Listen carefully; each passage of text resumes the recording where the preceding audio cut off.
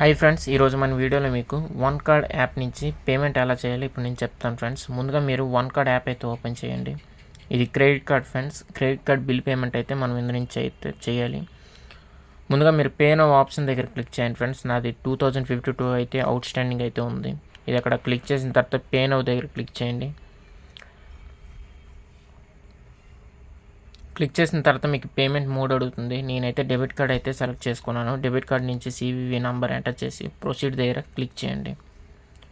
Click చేసిన తర్వాత మీకు ఓటీపీ వస్తుంది ఫ్రెండ్స్. ఆ ఓటీపీ ఎంటర్ చేసిన తర్వాత కన్ఫర్మ్ అయితే అయిపోతుంది పేమెంట్. తర్వాత నాది అవుట్ స్టాండింగ్ బిల్ అయితే పే అయితే అయిపోయింది. మళ్ళీ 2200 అయితే నాది అమౌంట్ అయితే ఉంది ఫ్రెండ్స్. ఇవైతే యూజ్ చేసుకోవచ్చు. ఇలా మీరైతే పేమెంట్ అయితే చేసుకోవచ్చు. Thank you for watching this video.